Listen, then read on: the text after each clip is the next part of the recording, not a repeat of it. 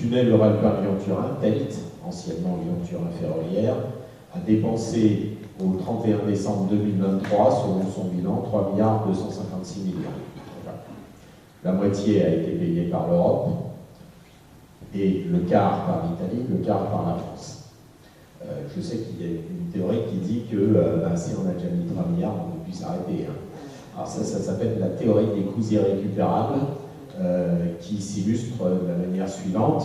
Imaginons qu'on ait dépensé 90 millions d'euros pour faire un avion de chasse super technique et qu'il reste 10 millions pour finir ses études.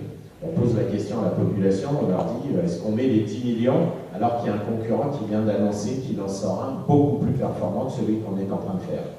Et la grande majorité des gens disent bah oui, on a déjà dépensé 90 millions, il faut finir. D'accord? Même si on sait que le concurrent est meilleur. Si on pose la question à un autre échantillon de population en disant voilà, on a besoin de 10 millions d'euros pour faire une étude sur un avion performant de chasse, et qu'au même moment, on a le concurrent qui annonce qu'il en fait un beaucoup plus performant et qui est en train de le sortir, la totalité des gens disent il ne faut pas dépenser les 10 millions. En fait, c'était la même question. Est-ce qu'il faut dépenser 10 millions pour les perdre? Et sur la question du Lyon-Turin, la réponse est très simple. Ce n'est pas parce qu'on a dépensé 3 milliards d'euros qu'il faut en dépenser 15. Aujourd'hui, recalculé par le ministre des Infrastructures italien, on est à 14,7 milliards. Annoncé, il y a encore les aléas géologiques, etc. Donc, en fait, la question, c'est, on a dépensé 3 milliards, est-ce qu'il faut en dépenser 12 de plus? Et la question, c'est, est-ce qu'on en a besoin? Et moi, je vous réponds simplement, en 1998, sans avoir modernisé la voie qui existe aujourd'hui entre la France et l'Italie, il circulait entre la France et l'Italie 130 trains par jour. On a dépensé 1 milliard d'euros, 31 ans, 1 milliard d'euros, et il en passe aujourd'hui 37.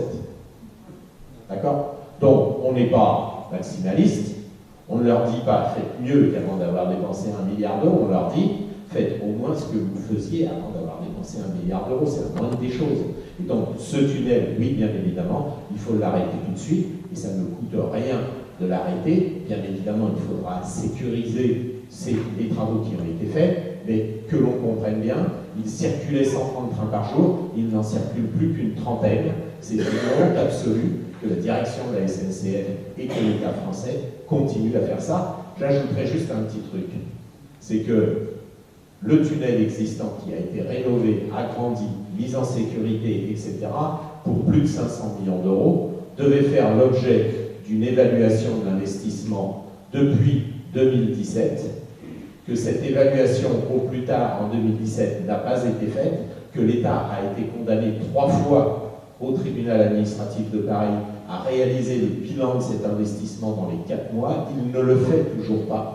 Il ne respecte pas la loi d'orientation des transports intérieurs. Je suis bien placé pour le savoir, puisque nous sommes 3 requérants devant le tribunal administratif à avoir gagné. C'est Raymond Abrier, Françoise Verchères et moi-même. Nous avons gagné 3 fois contre l'État qui refuse de faire tous les bilans lotis, c'est-à-dire les bilans des évaluations économiques et sociales. Donc, ça veut dire que, oui, aujourd'hui, il faut arrêter ce projet, qu'on ait dépensé 3 milliards ou pas.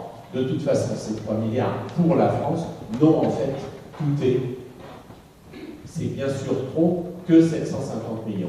Donc, il faut arrêter tout de suite. Il faut arrêter tout de suite parce qu'il n'y a aucune raison de continuer à vouloir dépenser 12 milliards de plus.